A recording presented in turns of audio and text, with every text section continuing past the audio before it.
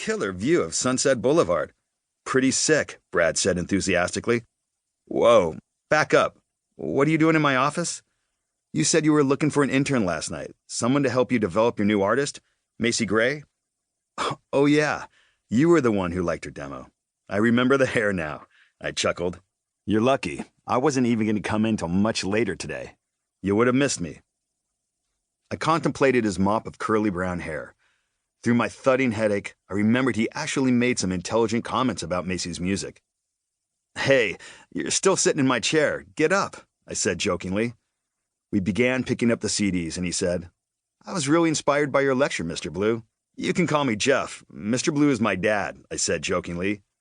He proceeded to tell me about growing up in Agoura, California, his upbringing, and his love for Metallica. His parents were pushing him into law school, but he wanted a career in music. Man, I've been there, I laughed. Here's some free advice. Whatever you do, don't go to law school unless you're absolutely dying to be miserable. He looked me up and down in my blue jeans and white t-shirt. You get to dress like that every day? Well, it is the music business, and I save a ton on dry cleaning compared to lawyers, I said as he glanced at my walls. That's a perk. So, what do you look for when you're signing an artist? He asked. Well, that's the million-dollar question, I said. I look for identity, authenticity, an iconic voice, hit songs, and of course, talent. But the difference between the most talented people and the superstars is that the superstars are hungrier. They work harder and they can deal with rejection. They'll do whatever it takes. That's who I want to work with. Well, I definitely have the drive. He studied the corn plaque on my wall and then pointed to a poster of Limp Bizkit. He rolled his eyes. I'm going to create a band that blows them away. You'll see. Slow your roll. You're not even my intern yet and you're already dissing my bands? Plus, I've never heard of an internship turning into a record deal, I laughed. Just then, Stephanie buzzed. You got some messages this morning from UCLA students about the internship. You want to set up some interviews? I glanced at the phone and then back at Brad. He was holding my electric guitar. I saw a lot of myself in this kid. At the same time, across town in Pasadena, a talented artist named Mike Shinoda was scribbling rap lyrics in his notebook, dreaming of taking his art to a new level. 400 miles away, in Phoenix, Arizona, a skinny kid named Chester Bennington was getting inked with an exploding atom bomb tattoo on his back. Not knowing what the universe was aligning at that moment, I replied, Tell him it's filled, please. Brad looked up from picking out a melody on the guitar, and he smiled.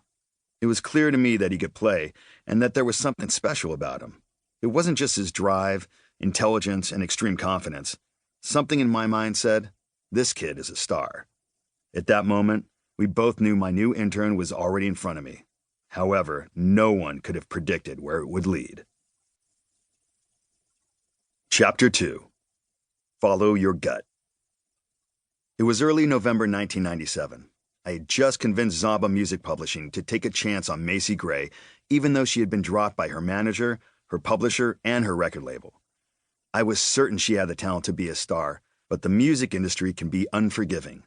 Once you're dropped, there's a stigma attached that's nearly impossible to overcome. I had my head in my hands when Brad came in. What's wrong? Brad asked. I'm just having a hard time getting A&R people to give Macy a chance. I'm trying to understand exactly what you do, he said. It seems like publishing is a lot like A&R, but it really isn't. Well, that's an accurate yet ambiguous statement, Brad. Maybe you should go to law school after all, I laughed. Here's your pop internship quiz.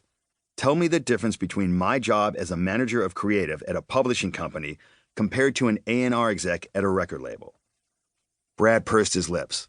Don't give me shit if I get this wrong, but the way I see it, your job as a publisher is to sign bands or artists, acquire a percentage of their copyright or ownership in the songs, register the songs with performance rights organizations such as BMI or ASCAP, collect royalties for performance and mechanicals, which are the sales of the physical album, get placements for the songs in film and TV for fees, which is called synchronization or sync licenses, and sometimes do development deals for artists who don't have any income stream for their songs yet.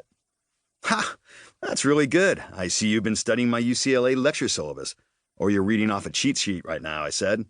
To clarify, the publisher's job is not just to sign the bands, but to sign the songwriters of the songs that the artist or band records and releases.